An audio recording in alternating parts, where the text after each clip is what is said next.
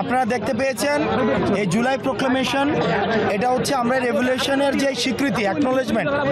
সেটা সরকারের উচিত ছিল এবং অন্যান্য যে রাজনৈতিক দলগুলো আছে তাদের উচিত ছিল এই বিষয়ে পদক্ষেপ নেওয়া।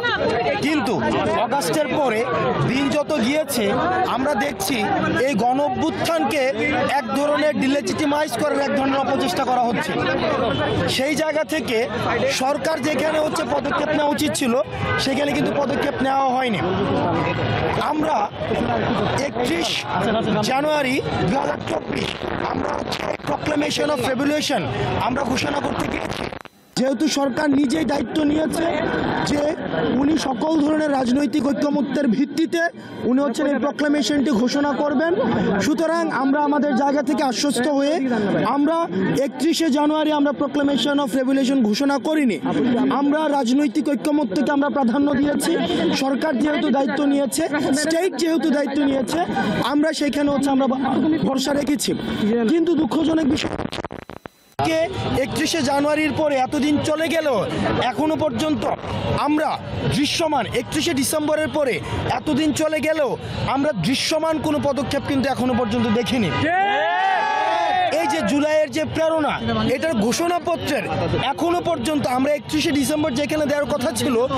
আমরা সরকারের ঘোষণায় আশ্বস্ত হয়ে আমরা পিছিয়ে আসলেও এখনো পর্যন্ত সরকার কোনো দৃশ্যমান পদক্ষেপ নেয়নি। সেজন্য এই জুলাই গণ অভ্যুত্থানে যতগুলো পক্ষ অংশগ্রহণ করেছে, যে অংশীদার গ্রুপগুলো অংশগ্রহণ করেছে, এখানে গত 16 বছর ধরে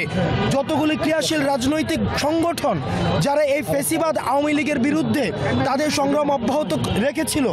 তাদের অংশগ্রহণের মধ্য দিয়ে এবং সকল শ্রেণী পেশার মানুষের অংশগ্রহণের মধ্য দিয়ে আমরা সরকারকে এই বার্তাটি স্পষ্ট করতে চাই, 15 জানুয়ারির মধ্যে এই গণ অভ্যুত্থানের এই জুলাই প্রোক্লেমেশন অফ জুলাই রেভলিউশনকে ঘোষণা করতে হবে এবং সেখানে অবশ্যই এই শহীদ এবং আহতদের স্বীকৃতি দিতে হবে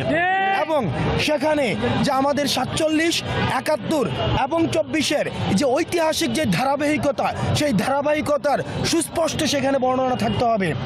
এবং আমরা কোন পরিস্থিতির মধ্য দিয়ে এই যে একটি জাতি এই যে আওয়ামী ফ্যাসিবাদ থেকে, আওয়ামী জাহিলিয়াত থেকে মুক্তি পেয়েছে, এই সেটির স্বীকৃতি সেখানে থাকতে হবে এবং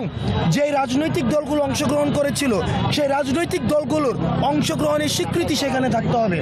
এবং জনগণের যে আকাঙ্ক্ষা, ফ্যাসিবাদী রাজনীতির বিপক্ষে যে জনগণের যে আকাঙ্ক্ষা, সেই আকাঙ্ক্ষার প্রতিফলন এই জুলাই গণ অভ্যুত্থানের ঘোষণাপত্রে অবশ্যই থাকতে হবে এবং সেই লক্ষ্যে